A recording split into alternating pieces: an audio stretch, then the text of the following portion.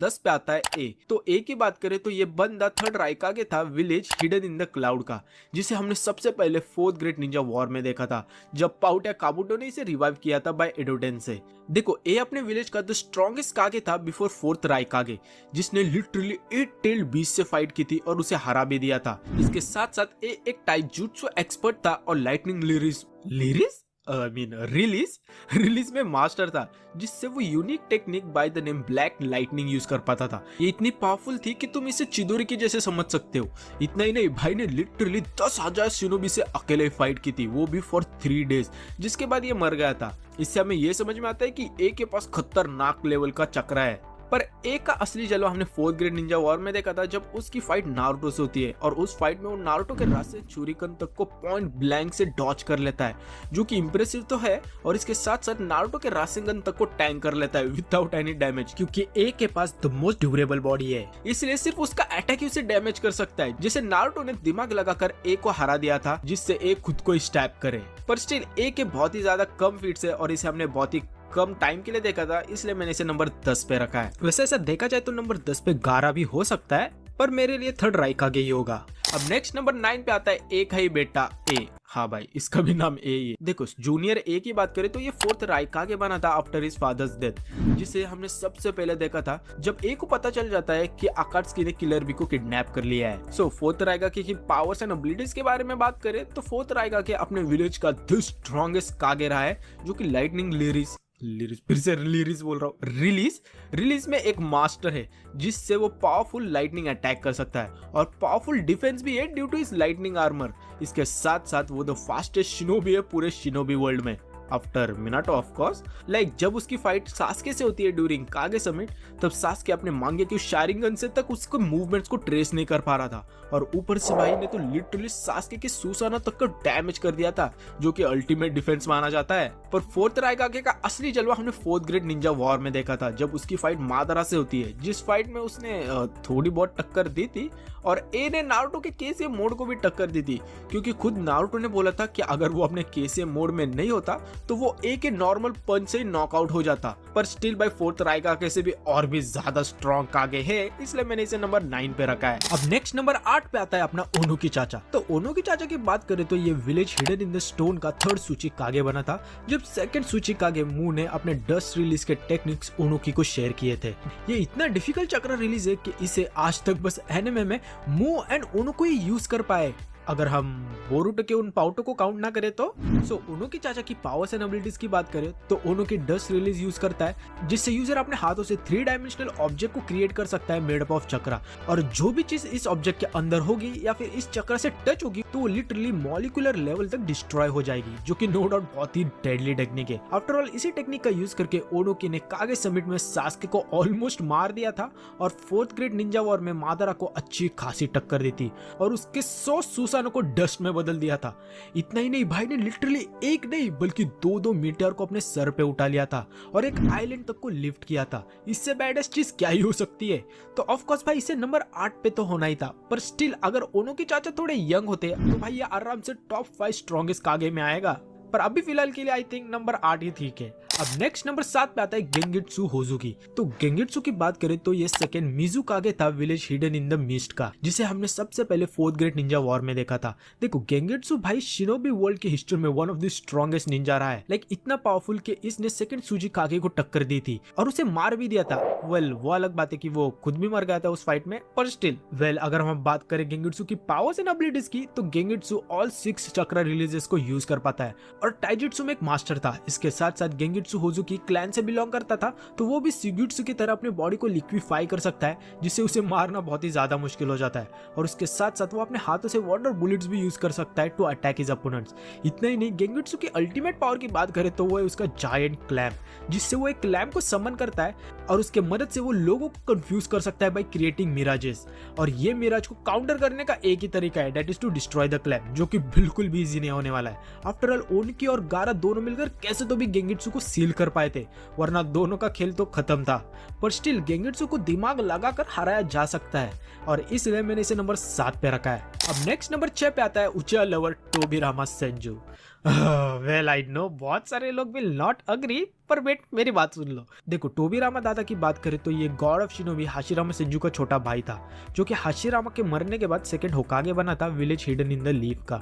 देखो भाई टोबिरामा दादा literally God of shinobi Hashirama का छोटा भाई है, तो ऑफकोर्स स्ट्रॉन्ग तो है ही, पर अगर हम बात करें इसके कुछ एबिलिटीज एंड पावर्स की तो टोबिरामा सारे चक्र रिलीजेस को यूज कर सकता है, जो कि एनिमे और मांगा में वो 6 ही लोग कर पाते हैं। पर टोबिरामा वाटर रिलीज में भी ज्यादा माहिर है, लाइक वो वाटर रिलीज जुट्सु बिना वाटर के यूज कर सकता है। इसके साथ साथ टोबिरामा ने मादारा के छोटे भाई इजुना को भी मार दिया था, जो कि माना जाता है कि अच्छा खासा स्ट्रॉन्ग था। इतना ही नहीं, 4th ग्रेड निंजा वॉर में टोबिरामा ने ओबिटो और मादारा से भी फाइट की थी। वेल वो अलग बात है कि उनको कुछ घंटा फर्क नहीं पड़ा था, पर स्टिल फाइट तो दी थी। और ऊपर से भाई ये वही बंदा है जिसने नारुतो यूनिवर्स में सबसे वाडी वाडी और फॉरबिडन जुट्सु क्रिएट की है, जिसे यूज करना शिनोबी वर्ल्ड में पूरी तरह बैंड है, जो कि नो डाउट गजब है। पर स्टिल टोबिरामा से भी और भी पावरफुल कागे है यार, और इसके कुछ ज्यादा फीट्स ही नहीं है जो कि हमें पता हो।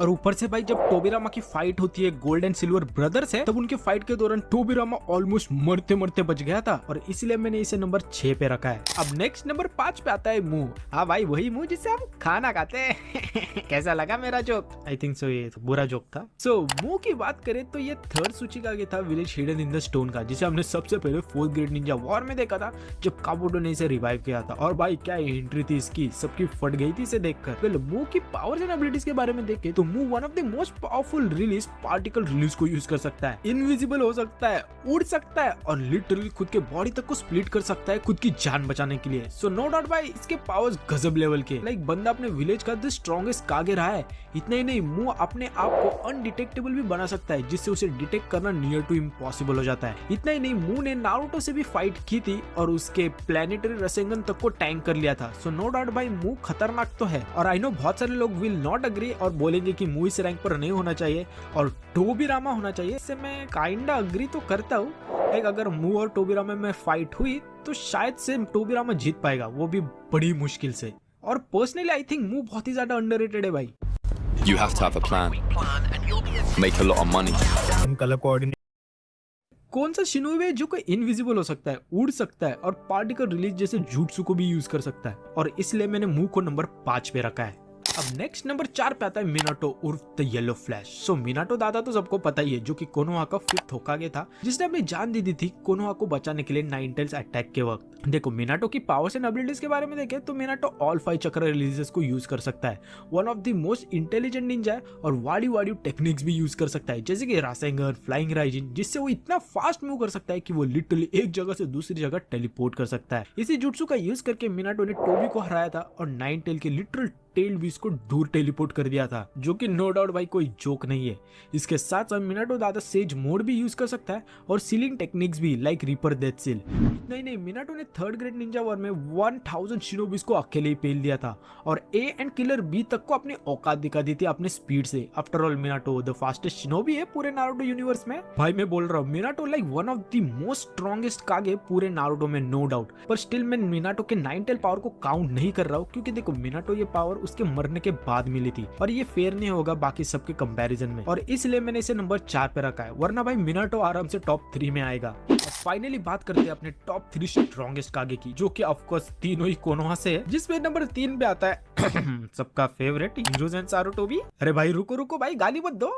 आई मीन मुझे भी हिरोज़न पसंद नहीं है, और मैं चाहूँ तो इसे टॉप 10 में भी ना रखूं, पर मेरी बात सुनो। सो हिरोज़न सारुटोबी की पावर्स के बारे में देखे तो ये पाउट या सारे नेचर चक्र रिलीजेस को यूज कर पाता है। वन ऑफ द मोस्ट वाडी समन को यूज कर सकता है by the name monkey king Enma, जिससे वो बहुत ही क्रिएटिवली अपोनेंट के ऊपर अटैक कर सकता है, और इसके साथ साथ वो सीलिंग टेक्निक्स भी यूज कर सकता है। देखो हिरोज़न के कुछ फीट्स को देखे तो हिरोज़न ने नाइन टेल्स के अटैक को रोका नहीं था, बस थोड़ा नाइन टेल को गांव के बाहर ढकल दिया था। और ओरोचिमारू के अटैक के दौरान हिरोज़न ने टोबिरामा एंड हाशिरामा के एडो टेंसेई से हैंड टू हैंड कॉम्बैट किया था, जो कि मजाक की बात नहीं है। और लास्ट में जाके हिरोज़न ने ओरोचिमारू को भी ऑलमोस्ट मार दिया था by using reaper death seal. पर वो अलग बात है कि उस फाइट में उसका भी गेम बच गया, पर स्टिल हिरोज़न स्ट्रॉन्ग तो है, क्योंकि हिरोज़न का असली जलवा हमने 4th ग्रेड निंजा वॉर में देखा ही था, जब हिरोज़न ने ओबिटो के 1000 हैंड ऑफ बुद्धा स्टैचू को टक्कर दी थी। और ऊपर से भाई हिरोज़न को लिटरली गॉड ऑफ शिनोबी का टाइटल मिला है, जो कि अब तक बस हाशिरामा सेंजू के पास है। तो भाई कुछ तो बात होगी इस पाउटे में, जो कि इसे ये टाइटल मिला है। ऐसे ही थोड़ी से कोई टाइटल दे सकता है। पर स्टिल इसे ये टाइटल मिला है तो, और इसलिए मैंने दिल पर पत्थर रख के इसे नंबर 3 पे रखा है, वरना पर्सनली भाई मिनाटो ही होगा नंबर 3 पे। अब नेक्स्ट नंबर 2 पे आता है the real God of shinobi, Hashirama Senju. So Hashirama Senju जो कि फर्स्ट होकागे था कोनोहा का, उसके बारे में मैं क्या ही बोलूं। देखो Hashirama one of the most powerful and unique nature release would release को यूज कर सकता है, जिसका अभी तक कोई भी एक्चुअल यूजर नहीं है। इसी वुड रिलीज के कारण हाशिरामा के पास रीजनरेशन वाली भी एबिलिटी है, जिसके कारण उसका मरना बहुत ही ज्यादा मुश्किल है। लाइक बंदे के सेल्स इतने वार्ड हुए कि हाशिरामा के मरने के बाद भी लोग उसके सेल्स को अभी तक यूज करते हैं टू हील देमसेल्फ। इसके साथ साथ हाशिरामा सेज मोड यूज कर सकता है, सीलिंग जुट्सु भी यूज कर सकता है जो कि उसने ससुराल से सीखा था, और wood golem and 1000 hands of Buddha statue तक को समन कर सकता है किसी की भी मारने के लिए। इसी समन का यूज करके हाशिरामा ने मादरा के कुरामा प्लस सुसानो को हरा दिया था, और भाई वो फाइट कितनी ज्यादा खतरनाक थी ये मुझे बोलने की जरूरत नहीं है। सो अगर हम बात करें हाशिरामा की कुछ फीट्स की, तो हाशिरामा सेंजू ने मादरा जो कि वन ऑफ द स्ट्रॉन्गेस्ट बंदा रहा है, उसे एक बार नहीं बार बार हर बार हराया है, और लिटरली भाई इसने सारे 8 टेल बीस्ट को अकेले पोते में डालकर पकड़ लिया था, जो कि भाई बिल्कुल भी जोक की बात नहीं है। लाइक इसके कारण पूरा शिनोबी वर्ल्ड कोनोहा से डरने लगा था, और भाई ये टेल बीस्ट पकड़ने वाली फीट भाई आई डोंट थिंक सो किसी के भी पास है, और भाई इसलिए इसे नो डाउट नंबर 2 पे तो होना ही था। अब फाइनली बात करते हैं अपने नंबर 1 स्ट्रॉन्गेस्ट कागे की, जो कि है नो डाउट दात्तेबायो और नारुतो उज़ुमाकी। देखो नारुतो जो कि अपना मेन कैरेक्टर है एनिमे का, उसे तो ऑफ कोर्स नंबर 1 पे तो होना ही था। लाइक वो लिटरली चाइल्ड ऑफ प्रोफेसी है, आशुरा का रीइंकार्नेशन है, और इसके साथ साथ 9 टेल्स का जिंजुरुकी भी है। भाई इससे ज्यादा खतरनाक कॉम्बिनेशन क्या ही हो सकता है। और हाँ भूलो मत, ये भाई उज़ुमाकी भी है। पर स्टिल अगर हम बात करें नारुतो के कुछ पावर्स एंड एबिलिटीज की, तो नारुतो उसके favourite jutsu multi shadow clone jutsu use कर सकता है, रसेंगन यूज कर सकता है, और उस रसेंगन के वेरियस वाडी फॉर्म्स को भी यूज कर सकता है। इसके साथ साथ सेज मोड भी यूज कर सकता है, जिससे उसकी पावर 10 टाइम्स ज्यादा बढ़ जाती है। आफ्टर ऑल इसी मोड का यूज करके नारुतो ने पेन को हराया था। नहीं नारुतो कुरामा के चक्कर से वेरियस 9 टेल मोड में आ सकता है, जिससे उसकी स्ट्रेंथ, स्पीड, रिफ्लेक्सेस खतरनाक वाली बढ़ जाती है, और लास्ट में जाके जब उसे सेज ऑफ 6 पाथ्स की पावर मिलती है, तब तो भाई लिटिल गॉड बन जाता है नारुतो। और अगर हम नारुतो के कुछ फीट्स को देखें, तो देखो नारुतो दादा ने आकात्सुकी के कुछ मेंबर्स को हराया है। 4th ग्रेड निंजा वॉर में तो ऑलमोस्ट हर कागे से फाइट किए और उन्हें भी हराया है। ओबिटो और मादरा के जुबी मोड से फाइट किए और उन्हें टक्कर दी है अच्छी खासी। और वॉर के लास्ट में जाके कागुया द लिटिल गॉड को भी हराया सास्के और साकुरा के साथ मिलकर, वो भी तब जब नारुतो बस 16 साल का था। और भाई अभी तो मैंने नारुतो के जो बोरुटो में फीट्स है उसको तो मेंशन भी नहीं किया है, जैसे कि उसने लिटरली इशिकी ओत्सुत्सुकी को हराया है, और स्पेशली उसके बैरियन मोड को भी इंक्लूड नहीं किया है। और अगर मैं इसको इंक्लूड करूँ तो भाई नारुतो अकेले ही सबको पेल देगा। सो नो डाउट भाई इसे तो स्ट्रॉन्गेस्ट कागे तो होना ही था। सो भाई यही थे टॉप 10 स्ट्रॉन्गेस्ट कागे इन नारुतो वर्ल्ड। उम्मीद करता हूँ तुम्हें ये वीडियो पसंद आई हो,